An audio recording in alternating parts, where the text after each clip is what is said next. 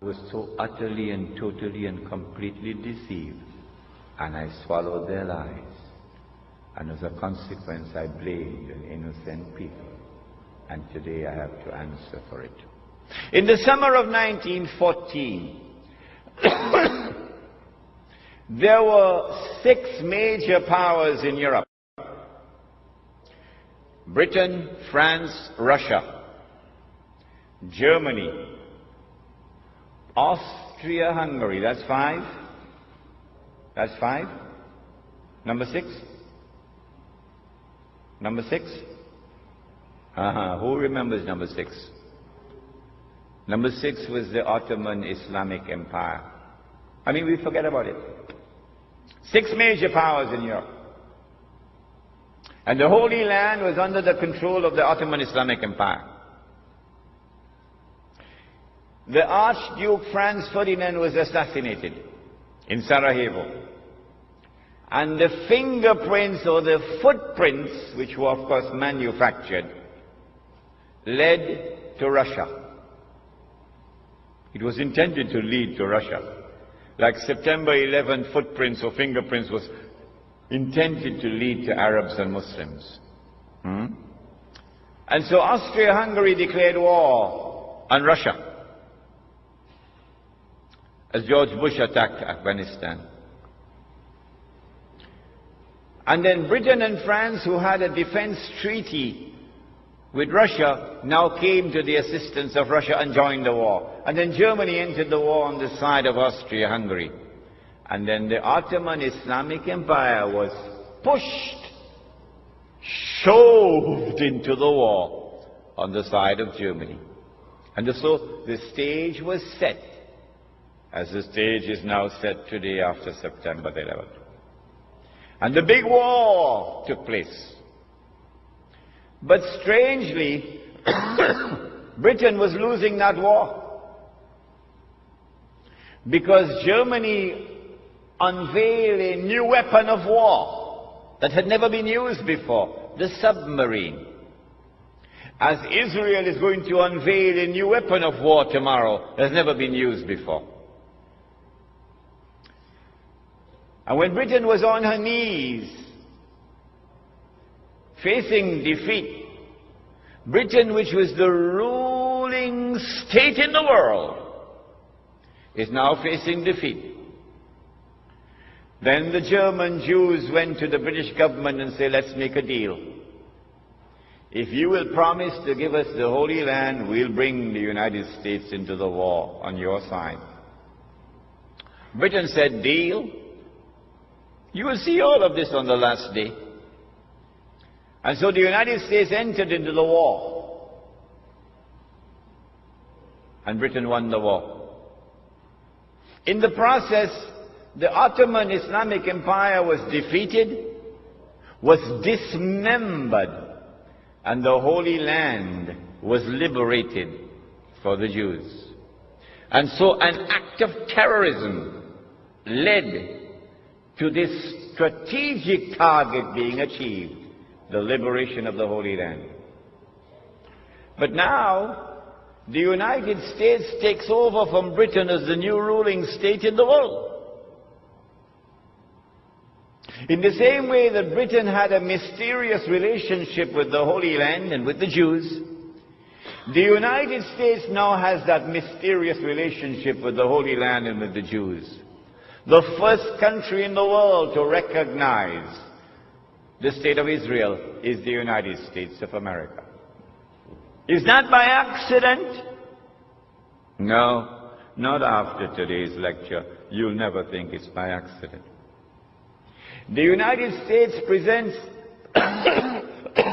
excuse me, presents the baby with everything that the baby needs to grow up to become not only a strong man but a superpower. Massive economic aid, massive military aid, massive transfer of cutting-edge military technology, some from the front door, a lot from the back door. And Israel grows and prospers. But in order to keep this Israel safe, while it's growing, you had to create a new organization called the United Nations Organization.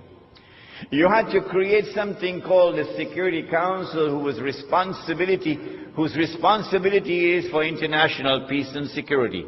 And you had to give veto power to the United States in the Security Council.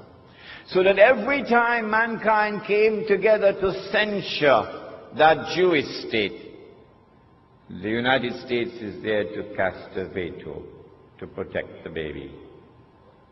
It happened time and again, that the United States is protecting Israel. If there was any doubt that the United States has now taken over as the ruling state in the world, 1956 put an end to that. In 1956, Britain, France and Israel attacked Egypt, took over the Suez Canal.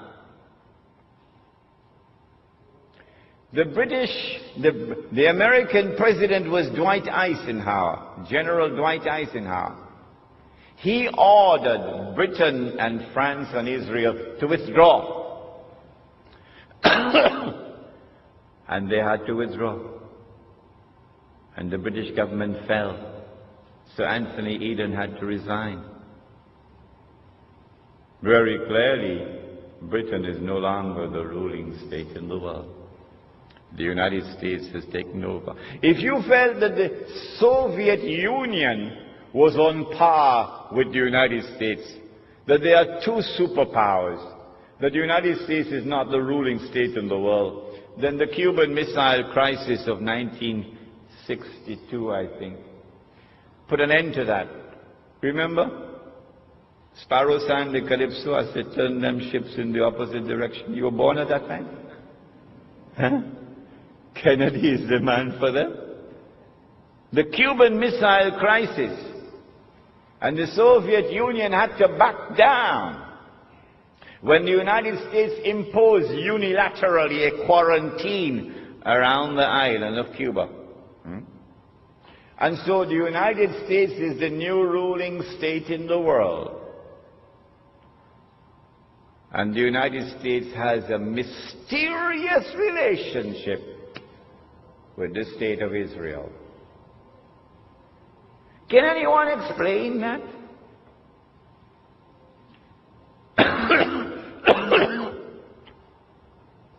About 2 weeks before September the 11th, there was an international conference on racism and racial discrimination in South Africa, in Durban. The whole world came together, combined, to pass a resolution censuring Israel in that World Conference in Durban. Israel walked out of that conference. Guess who walked out with Israel? Colin Powell, the Jamaican. Yeah, who is supposed to be representing the black people of the United States of America. The black people of the United States of America invested heavily in that conference. For years they worked for it. And yet the United States of America walked out of the conference in solidarity with Israel. Can you explain? Do you have any means of political analysis, any tools of political analysis which can explain this mysterious relationship between the United States and the State of Israel? No, you cannot. No one can do it. None can explain except a man named Muhammad sallallahu alayhi wa sallam. What is the explanation? Dajjal has completed a day which is like a year, and he's now in a day which is like a month. Phase 2 of his mission.